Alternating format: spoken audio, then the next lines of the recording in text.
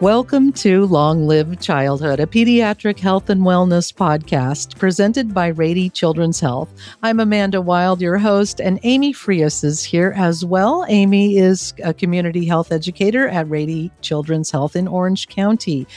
And we're talking about toxins. Amy will help us uncover poisoning risks in plain sight.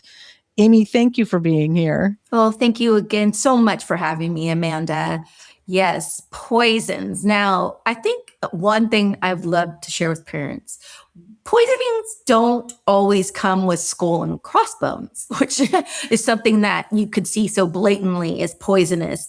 And a lot of the time, it comes from everyday products that we use. So it's really important for parents to be aware of some of the things within their home that they have a good amount of that are very hazardous to kids.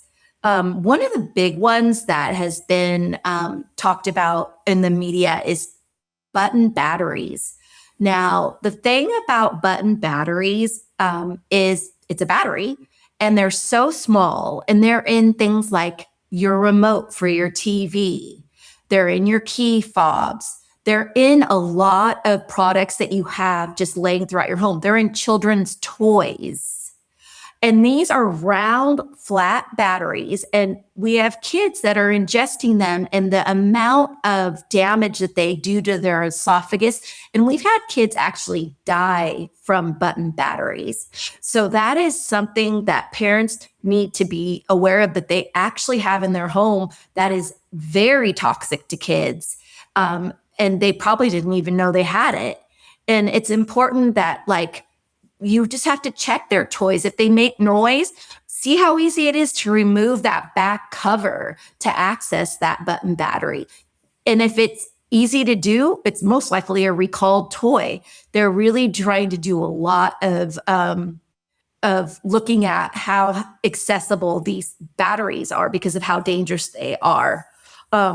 Magnets are another one that kids, there's toys that are magnetic that kids are ingesting that are actually very poisonous and toxic to them and can be very dangerous because with the magnets, they can actually snap together on one of your internal organs and cause severe damage. So magnets and button batteries are really big things to get out of reach of kids completely.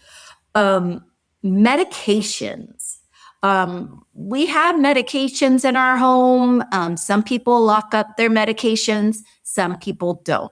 The bottom line with young kids is if it's colorful and it's pretty and it looks good, they're probably going to eat it. It's just one of those things. They don't know the difference between candy and medicine.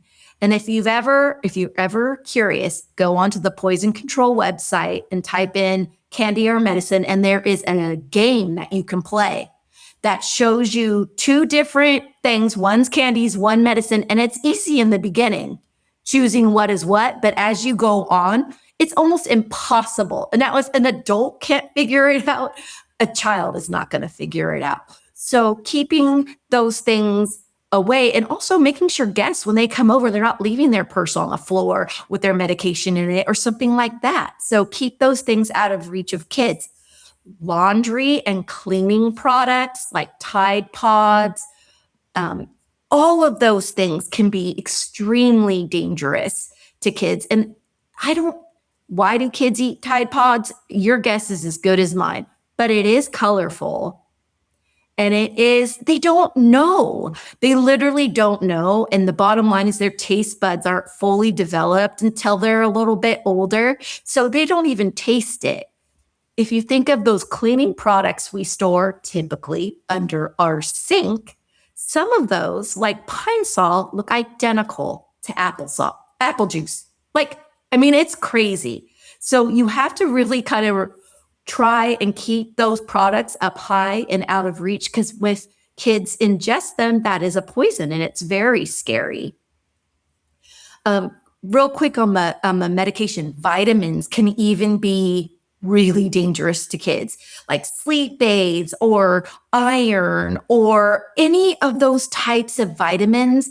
Those would be dangerous to kids. And, CBD oil, all of those types of things, they're for adults. They're not for kids. And if kids ingest those things, because of the fact that they have a much smaller body, and I always say, tell my NICU parents, the real estate is very tiny. So it doesn't take long for things to affect their body in a not so good way when they ingest it. So it's just kind of looking at some of those kind of crazy things that can be poisonous. Makeup. Some makeup can be toxic if kids ingest it. It's interesting when I talk to parents of very young children and I say, people talk a lot about baby proofing homes and making homes safer for kids. I said, I really think it's important that they do it before the child gets mobile, because the bottom line is kids don't announce when they can do new things. They don't say, hey, mom, by the way, I can reach that cabinet that has the medication in it, so you might want to move it up. They don't tell us that. They just get into it. So it's like, if you start to literally crawl on your ground and look at eye level what you're seeing around your house, plants, people drop stuff all the time, choking hazards and poisoning, and all of those things you just want to keep them out of reach for kids. Definitely. So these are all everyday products, and things like makeup, you might be surprised to learn they can be dangerous if ingested. Like nail polish remover, perfumes, mouthwash, they all have an alcohol base in them. Essential oils can be, when it says natural, it doesn't mean it's safe. And a few drops of essential oils can be toxic to little kids. So parents, why we miss these risks sometimes is because familiarity to lower grounds. It's easier, you're more familiar to store your cleaning products under your sink because that's the cabinet it's always been in. So that's why we miss these risks. We underestimate the speed and curiosity of kids.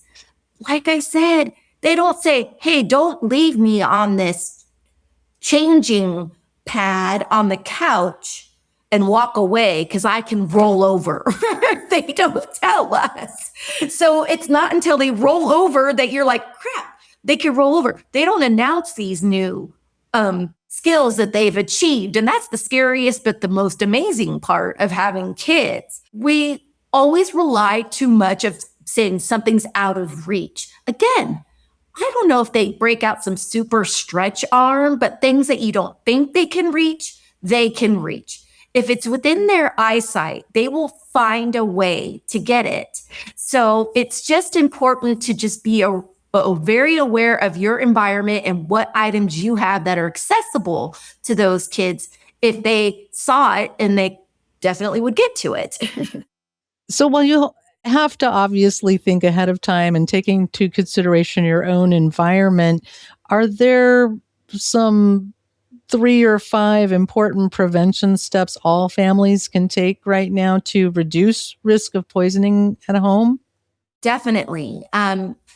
Locks on cabinets, moving those products that are not good for kids up high and out of reach. Having the poison control phone number on your refrigerator, so that you call that number if your child ever ingests something that you believe is poisonous. And just so you know, the skull and crossbone little packets that come in your shoe, they have that. They're not poisonous, but don't let your kids eat them. They're not good for them. They'll definitely cause some GI problems. So I've had to call poison control a couple of times in my parenting. It's not something to be thinking that you're doing something wrong. And I'm not ever going to shame parents, because guess what? It's happened to me. I've called poison control, but do have that on speed dial if you need to, because kids learn by putting things in their mouth. They do. It's just a normal thing. That's why choking is a big issue. That's why poisoning is a big issue. They explore with their mouth and their hands and all of that stuff. So it's just Supervision is another way that you could kind of keep your kids safe. Is just, you kind of have to be able to know what they're going to do before they do it, which is really the superpower that I think parents have. So here's to hoping. Yeah, you have to keep building on that. Oh, you do. 100%. If a parent suspects their child has been exposed to something toxic, I mean, when is the difference between when they should call poison control, as you mentioned, or seek immediate emergency care? I would, if they ingest something like a button battery or something like that, I would definitely go to the ER without a doubt. But if they ingest nail polish remover or something else that's in the house that you believe is poisonous, that's when you would call poison control. And the nice thing about poison control is if you call them and it is something that's super dangerous, they'll call the emergency room ahead to let them know what's going on. So that's pretty cool that they can do that so that the kid can be protected. Amy, this has been a very valuable education on poisoning risks that are hiding in plain sight in most homes. Thank you for this crucial information and everything you do to help keep kids happy, healthy, and thriving. Yep, my job is to keep kids out of the hospital. So there we go. Amy Frias is community health educator at Rady Children's Health in Orange County. For more information and safety guides, visit chalk.org/guide/safety. Thank you for tuning in to Long Live Childhood, a pediatric health and wellness podcast brought to you by Rady's Thank you for tuning in to Long Live Childhood, a pediatric health and wellness podcast brought to you by Rady Children's Health. For more insightful conversations about kids' health and well-being, be sure to subscribe wherever you listen to your podcasts. Together, we can help keep kids happy, healthy, and thriving. If you enjoyed today's episode, please consider downloading, subscribing, rating, and reviewing Long Live Childhood on Apple Podcasts, iHeartRadio, Spotify, or Pandora. Your support truly means a lot. Thank you so much for joining us today. Until next time.